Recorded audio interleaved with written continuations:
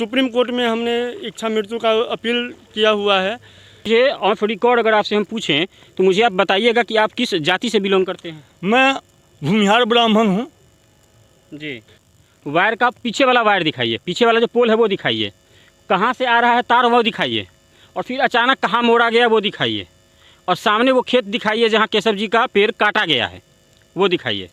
वो सामने का जो है खेत जहाँ से भी हम लोग आए हैं और जहाँ से भी शूट कर रहे थे वो सामने खेत रहा।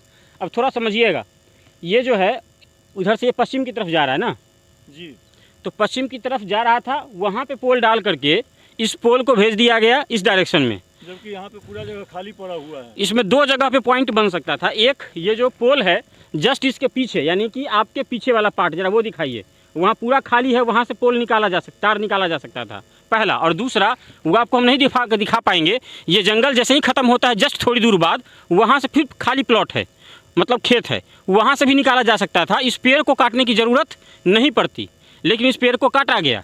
और ये चूँकि गांव का मामला है, बिहार का मामला है, तो न यहाँ कोई पर्यावरण वाले लोग, जागरूक लोग इस पे हंगामा करेंगे, और ना ही कोई समाज सेवी और मानवाधिकार संगठन यहाँ आएगा, और न ही कोई सोफिस्टिकेटेड लोग को यहाँ पर नेचर का ब्यूटी और ह्यूमन राइट्स वायोलेशन दिखाई देगा, ना लोकतंत्र और संविधान की रक्षा वाला सवाल दिखाई देगा।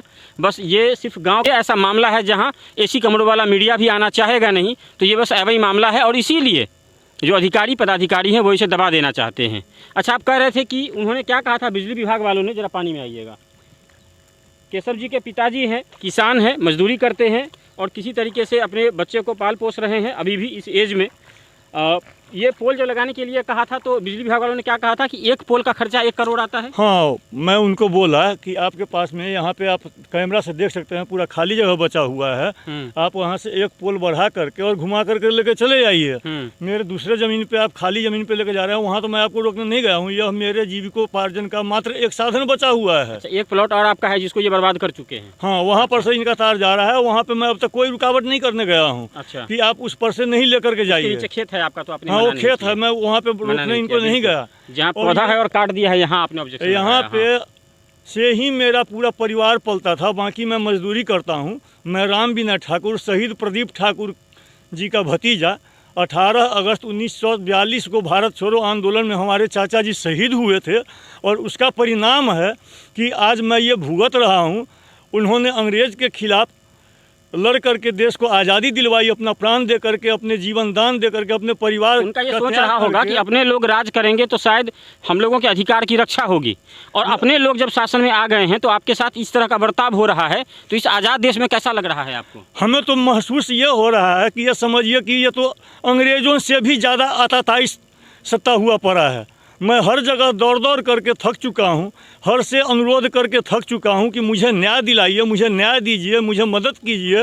मैं क्या खाऊंगा, मैं अपने बच्चों को क्या खिलाऊंगा, मेरे बाद मेरा बच्चा क्या खाएगा, मेरा परिवार क्या खाएगा। जो जीविकोपार्जन का साधन है वह भी ख़त्म हो गया। मेरा लड़का बीमार है जिसके इलाज में मैं सारा ज़मीन अपना बेच दिया, सारा निर्जथा हो गया उसके पीछे। जो एक आय का साधन था उसको भी ख़त्म कर दिया गया है। मुझे तो शर्म आती है ऐसे ऐसे कर्मचारियों पे जो कि अभी वर्तमान में उपस्थित हैं, जो कि पब्लिक के होने के बजाय किसी एक कंपनी का हो करके और किसी को हत्या करते हैं। उनका कहना है कि मैं एक पोल खड़ा करने पे 1 करोड़ रुपया खर्चा करूंगा, इससे अच्छा है कि एक परिवार को ही ख़त्म कर दूं। अच्छा, मुझे ऑफ रिकॉर्ड अगर आपसे हम पूछें तो मुझे आप बताइएगा कि आप किस जाति से बिलोंग करते हैं। मैं भूमिहार ब्राह्मण हूँ जी, भारद्वाज गोत्र है मेरा जी। तो भूमिहार के जो तथाकथित संगठन हैं, उन संगठनों ने कभी आपके भलाई के लिए कोई कदम उठाया है क्या? अब तक हमें कहीं से भी कोई मदद नहीं मिला है। यदि भूमिहार के संगठन के किसी नेता के पास गए थे? मैं जातिवाद के ऊपर नहीं गया, क्योंकि मैं उस कुल खानदान से हूँ जो कि देश को सर्वोपरि समझा।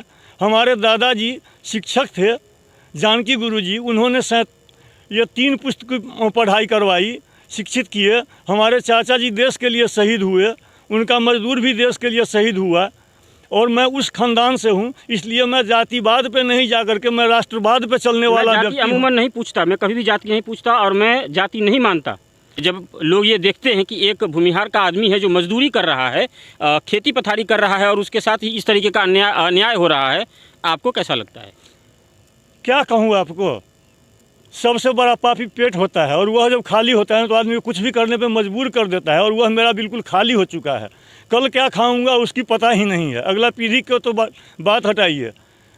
मैंने सभी से अनुरोध किया कि या तो मेरे पूरे परिवार को समाप्त कर दीजिए और उसके बाद आपको जो करना है कर लीजिए, लेकिन कहीं से भी कोई मदद नहीं मिला। ऊपर से कहा गया कि आप खुद हटाइए, नहीं तो हम प्रशासन लगा करके काट के हटा देंगे, और वहीं किया गया कि प्रशासन लगा। ठीक है, ये तार जरा दिखा दीजिए ऊपर। तार का स्थिति एक बार फिर देख लेंगे लोग, ताकि अगर कोई कंफ्यूजन हो तो तार स्पष्ट कैमरे में दिखाई दे रहा होगा कि तार जा रहा था वेस्ट में, ज़बरदस्ती इसको साउथ में भेजा गया। अगर साउथ में भेजना था तो इस तार को जब वो वहाँ से आ रहा था उस पोल से वहीं से भेजा जा सकता था साउथ।